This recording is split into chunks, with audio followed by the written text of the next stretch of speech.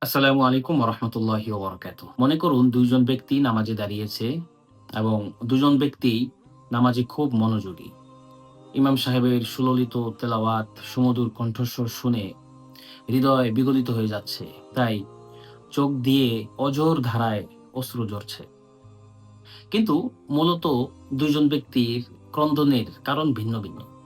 একজন ব্যক্তি সুরের মোহনায় সুরের মূর্ছনায় ক্রন্দন করছে। এত সুমধুর তেলাওয়াত, এত সুমধুর কণ্ঠস্বর তা শুনে ক্রন্দন করছে।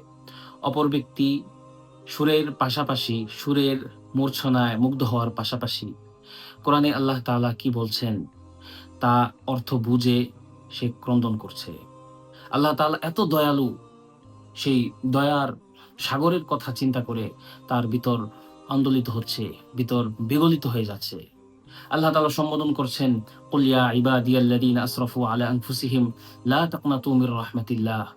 ইন্নাল্লাহা ইয়াগফিরুয যুনুবা জামিআ ইন্নাহু হুয়াল গফুরুর রহিম।"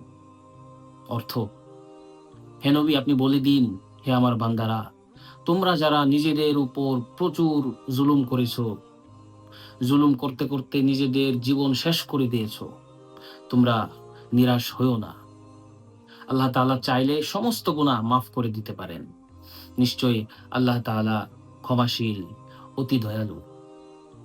অথবা এই ভেবে ক্রন্দন করছেন যে আল্লাহ পাক বলছেন, "ইন্নাল্লাযীনা কাফারু বিআয়াতিনা সাউফা নুসলিহিম নারা।"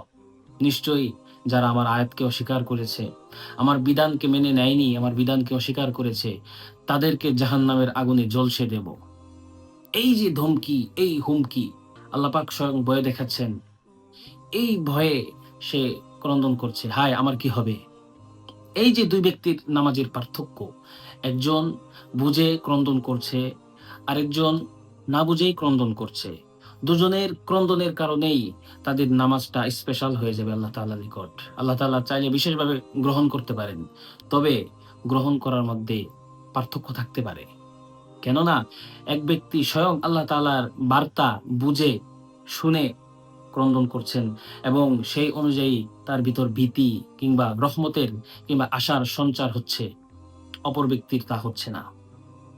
সেজন্য কোরআনের অর্থটা জানা জরুরি। এখন আপনি প্রশ্ন করতে পারেন, কোরআনের অর্থ জানার জন্য আরবি ভাষা শেখা তো জরুরি না। আরবি ভাষা না শিখেও আমি কোরআনের অর্থ বুঝে নিতে পারি। হ্যাঁ, আপনি সঠিক, শতভাগ সঠিক। কিন্তু একটা গবেষণায় দেখা গেছে যে মূল যে ভাষা, সেই ভাষা থেকে ভিন্ন ভাষায় সেটা যদি ট্রান্সলেট করা হয়, অনুবাদ করা হয়, তাহলে তা পরিপূর্ণ আসতে পারে না। সর্বোচ্চ ৪০% আসতে পারে। তবু তো আসলো, যাই হোক কোরআনে মূল বার্তা আমি বুঝে নিলাম। বাংলা অনুবাদ পড়ে, ইংরেজি অনুবাদ পড়ে আমি বুঝে নিলাম কিংবা ভিন্ন কোনো ভাষার অনুবাদ পড়ে আমি বুঝে নিলাম। কিন্তু নামাজে দাঁড়িয়ে আপনি কি করবেন?